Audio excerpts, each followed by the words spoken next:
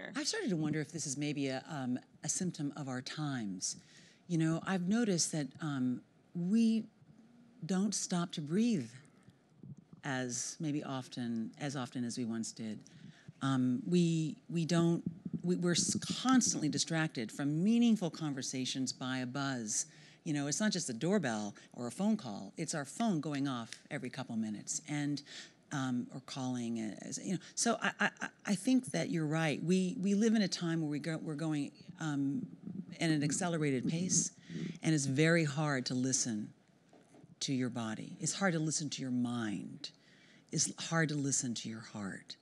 And so I've actually personally attempted a process of trying to slow things down periodically.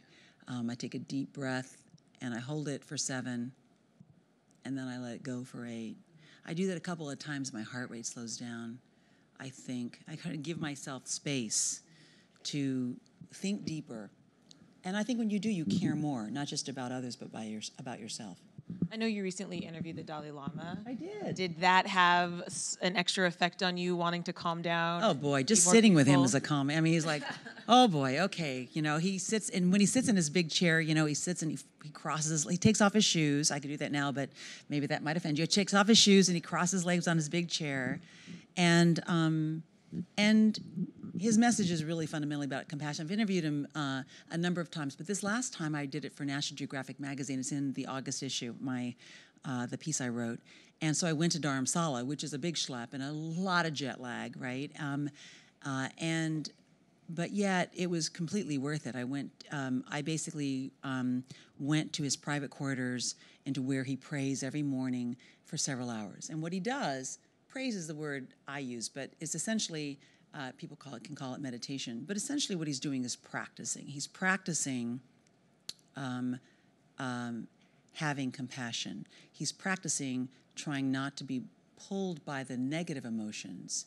He's practicing responding not with jealousy and anger and hate or any of those things, practicing responding with positivity, hope, compassion, caring. And it's, you know, I think that we all have, it's clear to me based on, at least in my own mind, it's clear to me that we are all darkness and light. We all have good and we all have bad. We are, however, what we practice. And so when I see, in my view, so when I see the Dalai Lama, who's in his life made a lifetime of practicing as an example, which is his job to be an example to lead others towards compassion. It's really remarkable. It was a great assignment by National Geographic magazine. I'm really proud of the piece. I hope it brings people gives them a feeling of being there as I was at his knee. Yeah.